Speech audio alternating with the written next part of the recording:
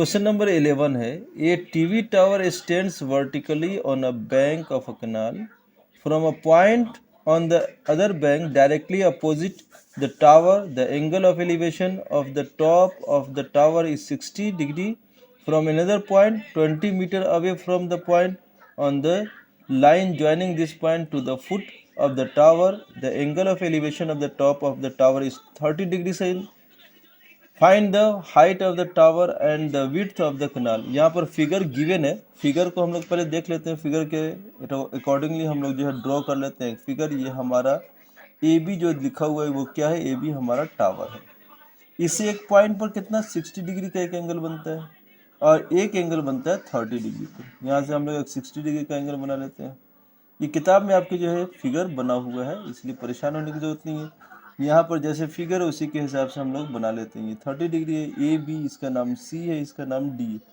ये बोल रहे हैं कि यहाँ से आपका जो है कैनाल है, इसकी जो है दूरी जो है विड्थ है वो कितना है 20 मीटर लिखा हुआ है, इसको लिख देते हैं 20 मीटर।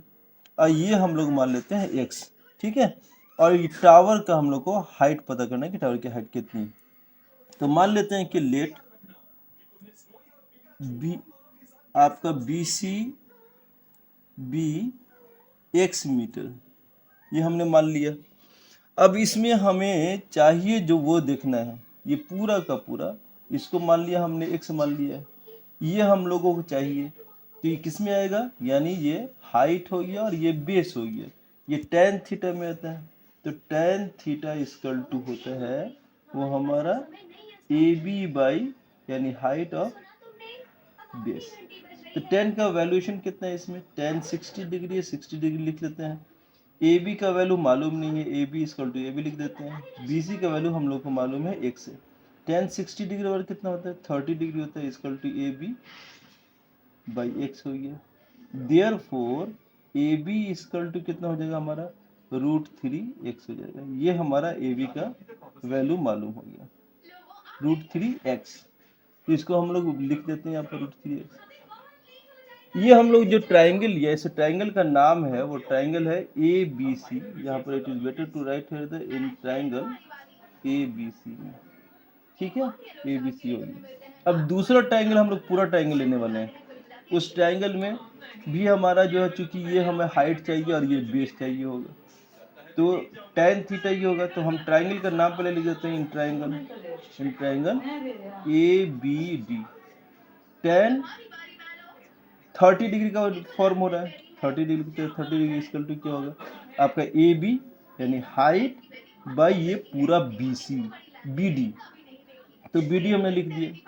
tan 30 डिग्री का वैल्यूएशन कितना होता है भाई, तो 1/√3 होता है, 1/√3 लिख दीजिए। इक्वल है ए बी का वैल्यू आपका कितना निकला, यहाँ पर देखें ए बी का वैल्यू √3x है, √3x लिख देते हैं। बी डी आपका क्या होगा, ये यहाँ तक 20 मीटर है, यहाँ से हमने मान लिया x हो गया, तो बी डी क्या हो जाएगा, तो वो हो जाएगा आपका 20 + x हो जाएगा।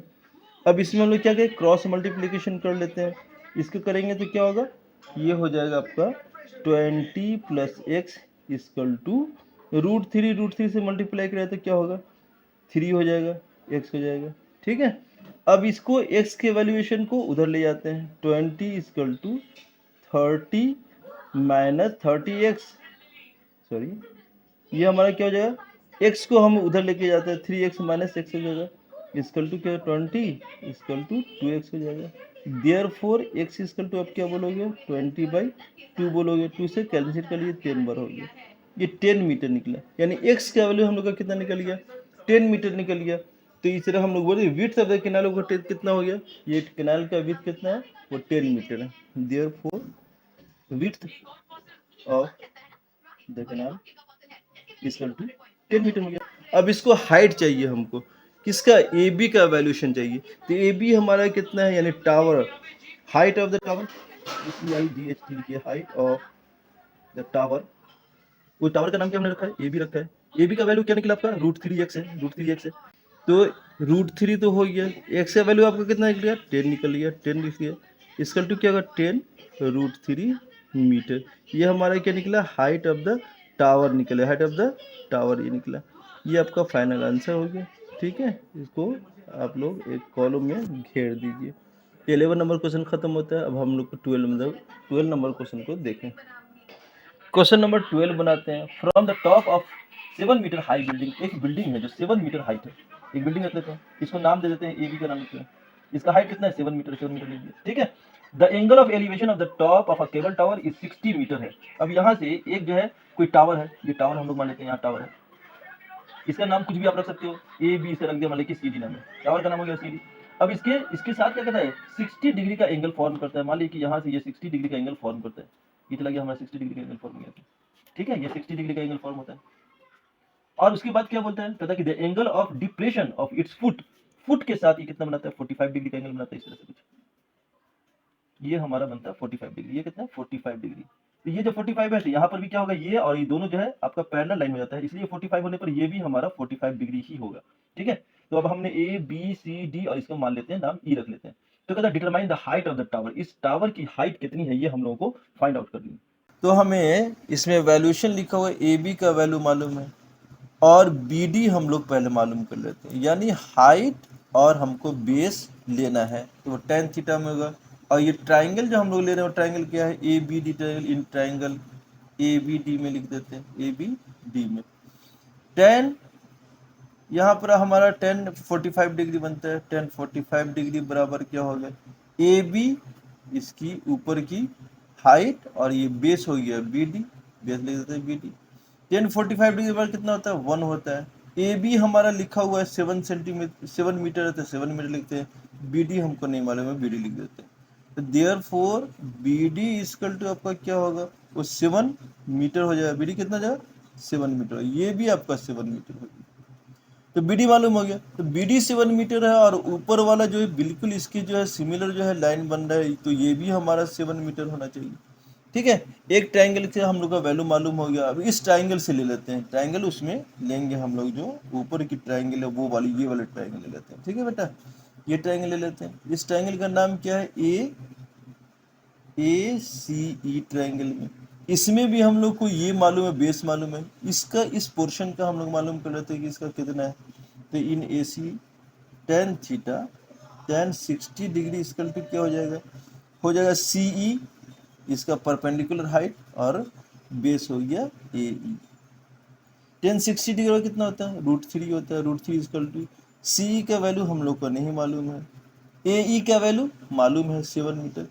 तो सी ई बराबर हमारा क्या होगा? इसको क्रॉस मल्टीप्लिकेशन कर देते हैं, 7√3 हो जाएगा, इतना मीटर हो गया। इसका वैल्यूएशन होगा 7√3, 7√3, सही है। अब हम लोग को क्या करना है, ये देखना है। ये मालूम हो गया, ये पोर्शन हम लोग को मालूम करना चाहिए, ये पोर्शन कितना है, ठीक है। इस पोर्शन को मालूम कर दिए, 7 सेंटीमीटर, ये कितना होगा भाई? ये भी हमारा 7 सेंटीमीटर है, जबकि ये जो है पैरेलल लाइन है, तो पैरेलल लाइन होने की वजह से सी ई आपका जो है ई डी वो भी 7 मीटर होगा ना भाई, 7 मीटर। इसको लिख देते हैं कि सी ई ए बी इक्वल टू क्या हो गया आपका? ई डी बी हो गया, इक्वल टू 7 मीटर हो गया। अब इन दोनों को अगर हम लोग ऐड कर देते हैं, यानी सी डी हमारे इसमें क्या है? सी डी जो है वो टावर है, तो लिख देते हैं height of the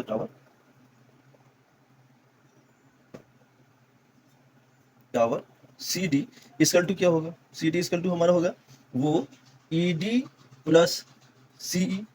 E D हमारा कितना निकला है? या ई डी हमारा, यहाँ देखो ई डी निकला हुआ है, वो कितना है? ई और डी, ई डी 7 है, तो 7 लिख दिया, प्लस सी कितना निकला? 7√3 निकल गया। इसमें कॉमन क्या है? वो 7 कॉमन है, 7 ले लेते हैं। 1 प्लस ये क्या हो गया? √3 हो गया। तो इसको ऐसे भी लिखा जा सकता है ना, कि ऐसे लिख दे तब भी हमारा जो है आंसर ये सही होगा, या फिर आप इसको जैसे कि किताब में, बुक में शायद ऐसे लिखा हुआ है √3 + 1, इससे कोई फर्क नहीं पड़ता है, दोनों जो है सिमिलर वैल्यूज है, तो दोनों में से कोई आप लिख सकते हैं। ये हमारा क्या होगा? हाइट ऑफ द टावर निकल गया, वो कितना निकला? 7√3 मीटर, ये हमारा आंसर हो गया। फिनिश हो गया 12 क्वेश्चन।